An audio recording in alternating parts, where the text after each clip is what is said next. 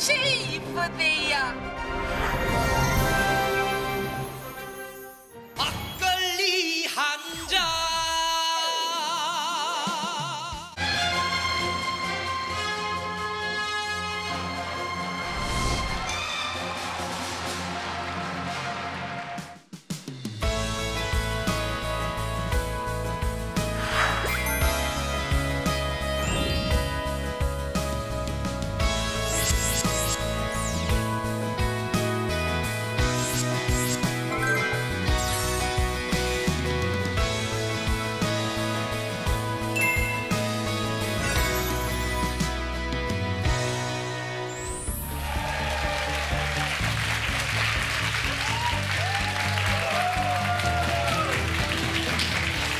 네, 안녕하세요. 저 영화감독 강희석입니다. 반갑습니다.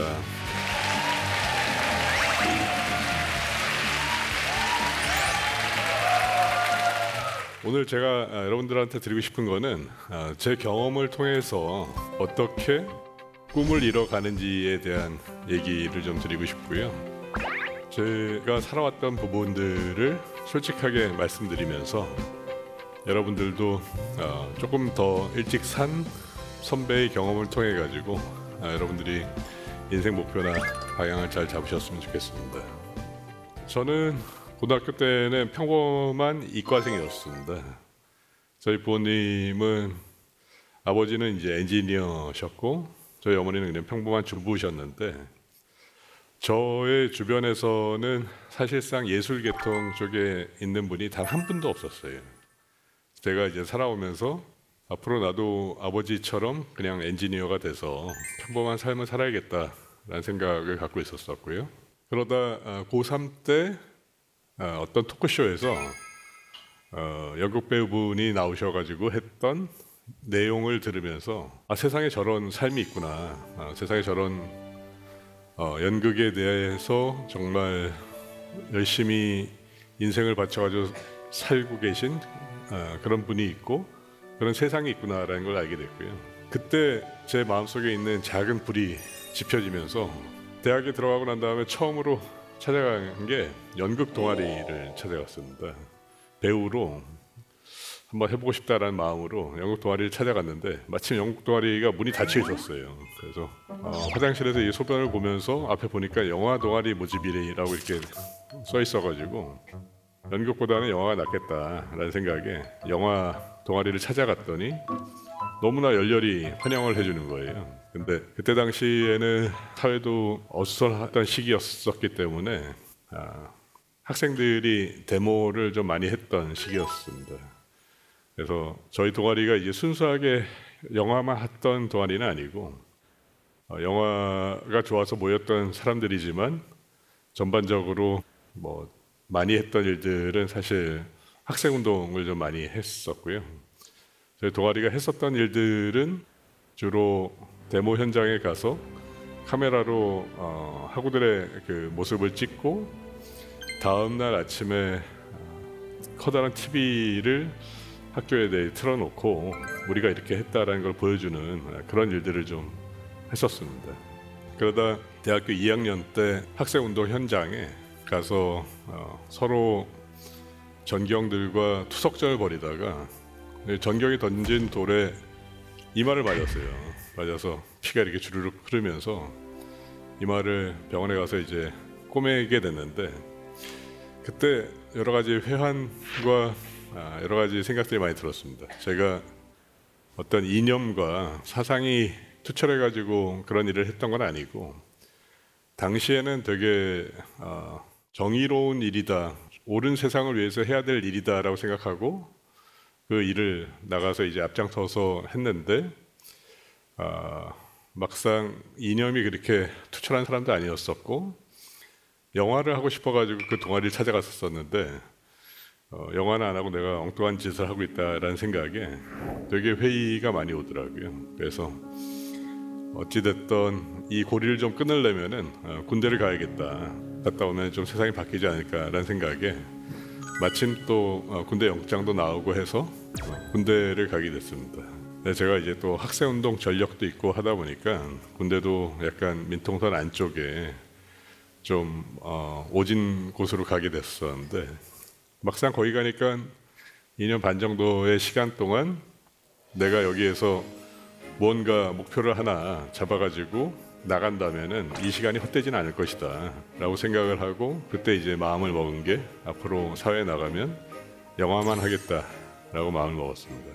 저는 중고등학교 시절에는 만화를 굉장히 좋아했던 학생이었었고요.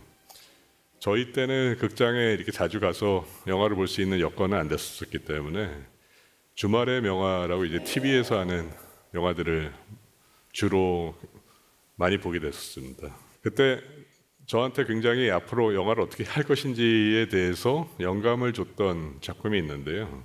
그 작품이 퀸틴 타란티노 감독의 저수지의 개들이라는 작품이었습니다. 저한테는 굉장히 충격적인 작품이었어요.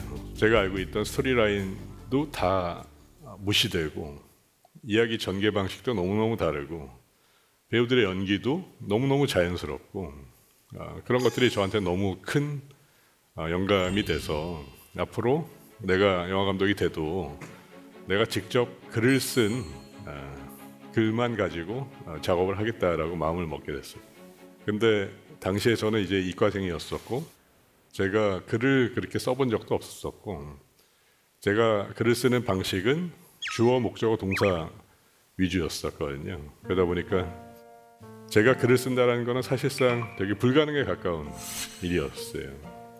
그래서 저는 대학교 4학년 때 첫 단편 영화를 하면서 단편 영화를 작업했던 과정을 설명문 형식으로 해가지고 정리를 해보자 라고 해서 그 단편 영화 만들었던 과정을 전부 다 기록을 했고요. 그 기록한 내용들을 정리하면서 이거 책으로 내도 되겠다 싶어서 대학 4학년 때 처음으로 책을 내게 됐습니다. 근데 그때 그 책이 출판이 되면서 자신감을 얻게 됐어요. 나도 글을 쓸 수가 있다. 그리고 노력하면 될 수 있다라는 생각이 들었고, 당시에 저는 사실 굉장히 샤이한 학생이었습니다.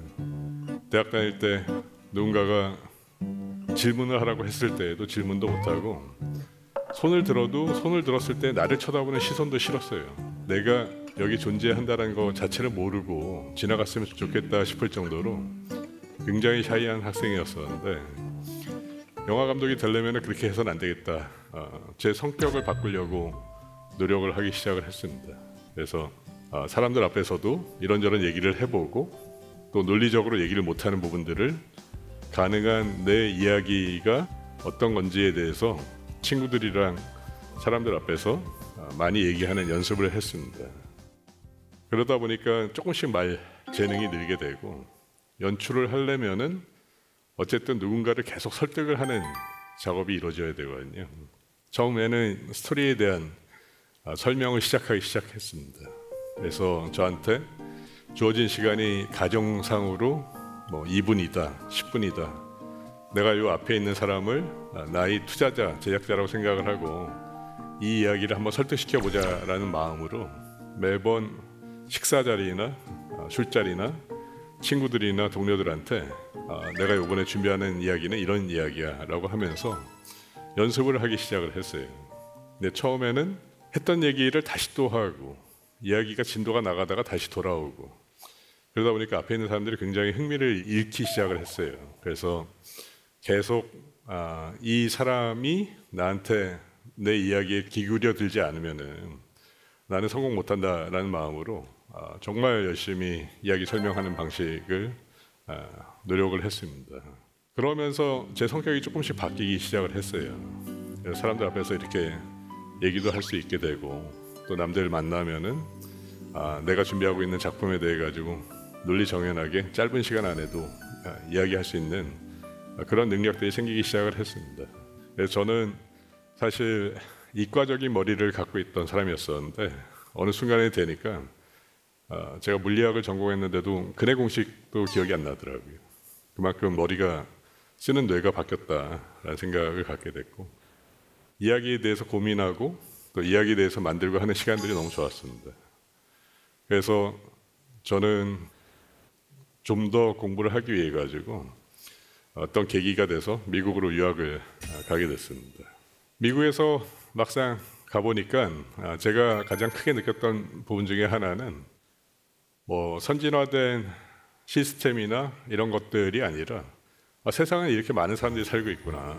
세상엔 정말 다양한 종교가 있고 다양한 인종이 있고 다양한 문화가 있구나라는 걸 알게 됐어요. 그래서 이 사람들한테 다 이해가 되고 모두가 다 즐길 수 있는 그런 이야기를 만들고 싶다. 그러려면 어떤 의미를 던지는 것보다 나는 정말 즐거운 재미난 이야기를 만들고 싶다라는 목표가 생기게 됐고요. 제가 작지만 미국에서 27살 나이에 영화사를 만들었습니다.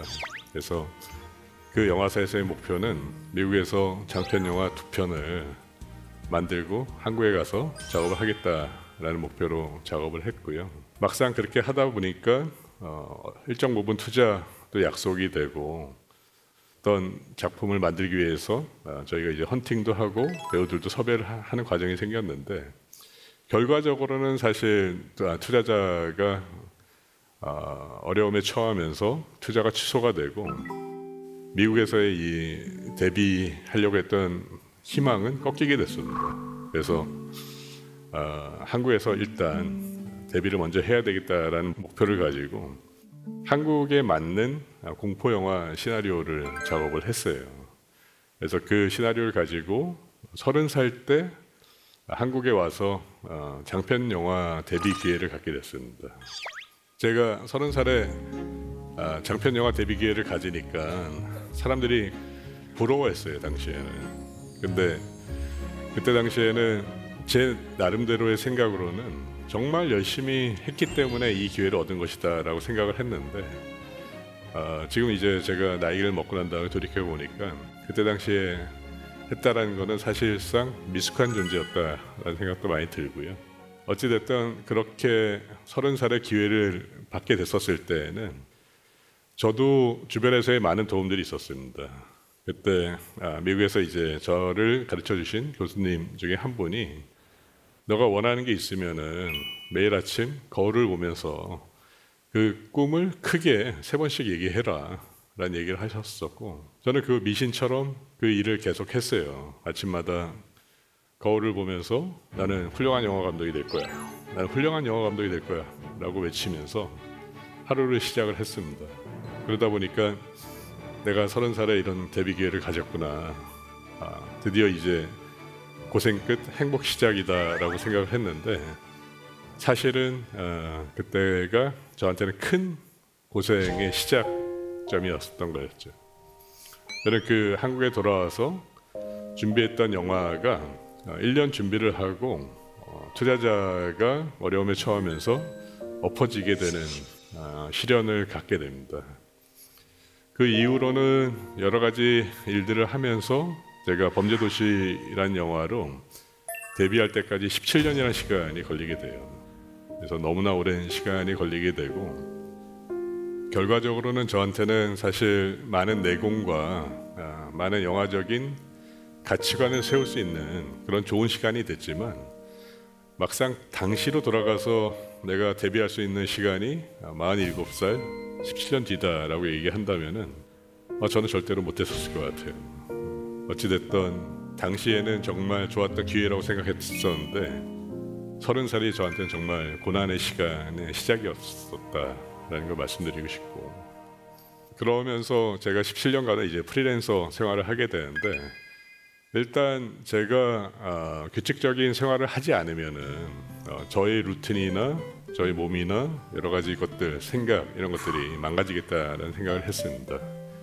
제가 어떤 회사에 소속된 것도 아니고 조직에 가담돼 있는 것도 아니었기 때문에 저 스스로를 저가 컨트롤을 했었어야 됐어요.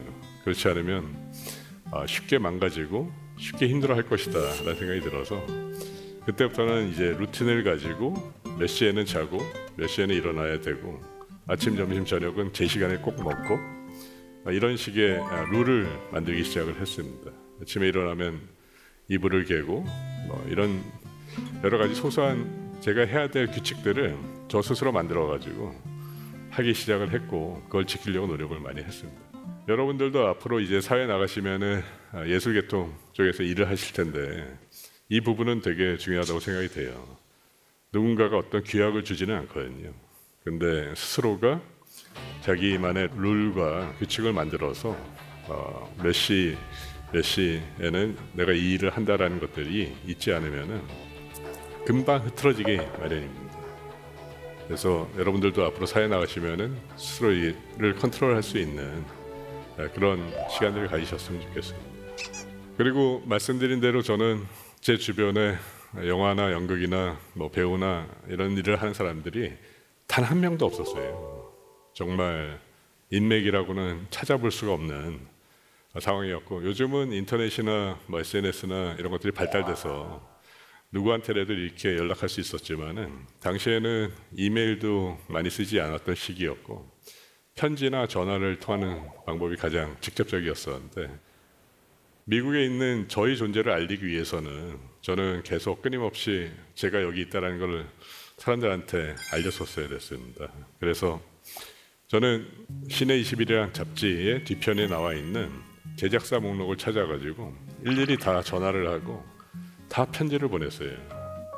어떤 날은 그 편지 보내는 걸로만 하루가 다 갈 정도로 다 편지를 보냈습니다.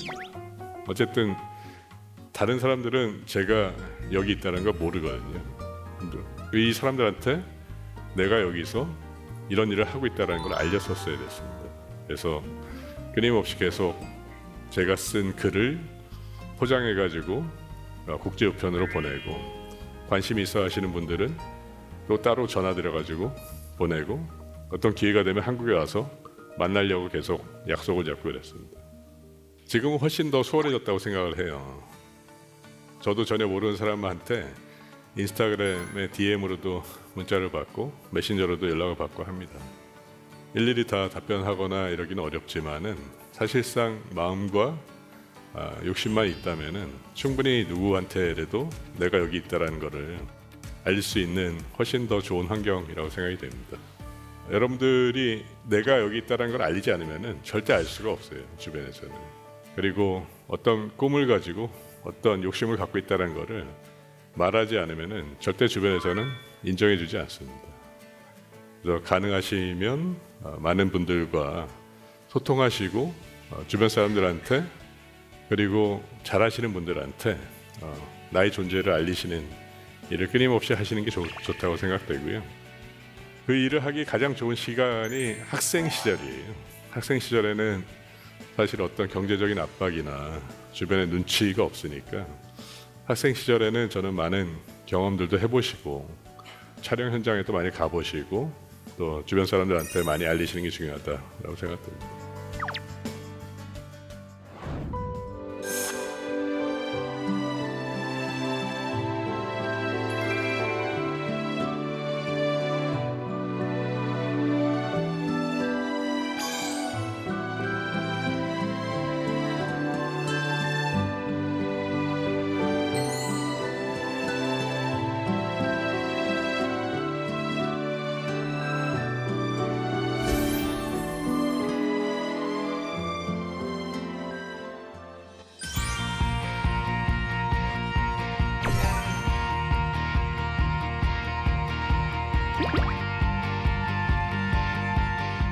여러분들 질문을 좀 받아보도록 하겠습니다.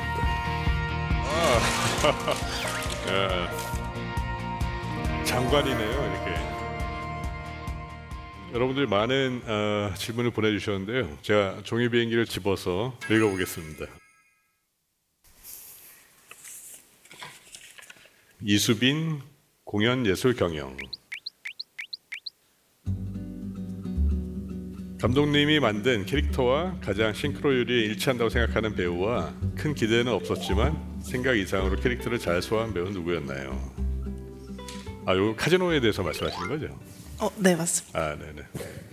카지노는 뭐 가장 싱크로율이 일치한다는 배우는 누가 봐도 저는 최민식 선배님이었다라는 생각이고요. 사실 이거는 정말 말씀드린 것처럼 제가 차무식이란 캐릭터를 100% 다 머릿속에 갖고 있지는 않았습니다. 근데 최민식 선배님이랑 같이 저희가 차무식이란 아이를 성장을 시킨 거였었죠. 저는 감독과 배우가 어떤 캐릭터를 같이 이렇게 키워나간다고 생각을 하거든요. 그래서 저도 마찬가지고 최민식 선배님도 마찬가지고 사실 차무식이 어떤 존재인지는 우리가 찍어 나가면서 촬영하면서 보게 되는 것 같아요. 네, 그래서 어찌 됐든 싱크로율이 가장 일치한다고 생각이 되고요. 큰 기대는 없었지만 생각 이상한 걸로 캐릭터를 잘 소화한 배우는 다들 기대가 있었어요. 큰 기대가 없이 캐스팅하는 경우는 없으니까 다들 기대가 있었고 특히 저는 존 역할을 맡은 김민이라는 친구가 큰 기대가 없었던 건 아닙니다. 기대를 하고 있었는데 그렇게 잘할 줄은 몰랐어요. 그래서 처음에 저희가 필리핀에서 촬영을 하는데 영어를 필리핀 사투리로 쓰는 거를 보고 이게 뭐지? 라는 생각을 했어요. 그래서 이 정도까지 가는 게 맞나? 저도 약간 판단이 조금 애매해지더라고요. 왜냐하면 전 세계인이 보는 영어인데 그 영어가 정확하게 해야 되는 건가 아니면 필리핀처럼 해야 되는 건가 판단이 좀 애매했었는데 어쨌든 저게 캐릭터가 될 수 있겠다라는 생각이 들어가지고 그 방식대로 그냥 쭉 갔는데 나중에 이제 편집을 하면서 보니까 정말 선택을 잘했다. 이 친구가 정말 필리핀스럽게 연기를 잘했다라는 생각이 들어서 김민이란 배우가 참 훌륭하다라는 생각이 들었습니다. 네, 감사합니다. 이제 다음 질문지를 보겠습니다. 예, 공연예술경영과 이다은님 어디 계시죠? 감독님께서 쓰신 대사 중에서 이 대사는 진짜 잘 썼다라고 생각하는 대사는 어떤 건가요? 그 이유도 알려주세요. 이거 진짜 어렵네요. 사실 그런 것 같아요. 이게 제가 대사를 쓰면서 이 대사는 진짜 잘 썼다. 이 대사는 유행이 될 거야. 이렇게 생각하는 경우 한 번도 없어요. 근데 대부분 보면은 막 범죄도시도 그렇고 막 카지노에서도 그렇고 그 짤로 돌면서 그 대사가 유행이 되는 경우가 있는데 저는 이런 말이 유행이 된다고? 그때 가면 되게 놀라요. 그래서 이게 정말 예측을 할 수가 없구나. 그리고 어떤 식으로든 사실 저는 작가가 유행을 시키려고 일부러 쓰는 경우는 없다라고 생각이 됩니다. 심지어 소속고 배우님 나왔던 추앙에 대한 것도 저는 작가가 그걸 유행시키려고 쓴 거라고 생각되지는 않거든요. 근데 적절한 표현이 있다고 생각했기 때문에 썼을 것이다라고 생각이 되는데 근데 이거는 이 대사는 정말 잘 썼다는 진짜 모르겠어요. 네, 그 외에 추가 질문 있으면 받겠습니다. 손 들어주시면은 네네. 영상학부의 허길령이라고 합니다. 네, 질문이 있는데요. 영화 연출 실력을 늘리기 위한 방법과 그리고 자신만의 연출 스타일을 얻기 위한 방법이 무엇이 있는지가 궁금합니다. 네, 저희가 통상적으로 아는 감독의 연출은 사실 저같이 이렇게 직접 대본을 쓰는 사람들 같은 경우는 이런 착각을 해요. 이건 내가 만든 세상이고 내가 제일 잘 알아. 그러니까 어떤 배우들의 동선과 어떤 상황에 대해 가지고도 내가 하라는 대로 배우들이 움직였으면 좋겠고 내가 준비한 대로 갔으면 좋겠다라는 생각을 많이 하게 되는데요. 저는 그게 되게 좋지 않은 연출 방식이라고 생각이 되고 사실 글이라는 거는 어떤 작가가 한정된 공간에서 상상으로 작업하는 경우가 많은데 저희가 막상 촬영 현장에 가면은 배우가 그 상대의 옷을 입고 분장을 하고 그 대사를 준비했었을 때 그 현장에 오면은 그 현장에서의 갖는 느낌은 또 다르거든요. 그래서 저는 사실 콘티도 중요하지 않다고 생각이 되고 그리고 대본에 있는 대사를 정확하게 따라서 하는 게 중요하지 않다고 생각이 돼요. 그래서 준비를 할 때는 콘티랑 모든 촬영 방향에 대해서도 계획은 잘 잡아놓지만 막상 현장에 가서는 좀 더 자유도를 높여서 배우들이 자유롭게 본인이 그 캐릭터로서 빙의 됐었을 때 하고 싶은 말들을 하게끔 하고 거기에 맞게 콘티대로 찍을 필요 없이 배우들의 동선과 감정을 따라서 카메라가 가는 게 좋다라고 좋은 연출이라고 생각을 합니다. 감사합니다. 네네. 네, 그럼 1강 강연은 여기까지로 해서 마치겠습니다. 감사합니다.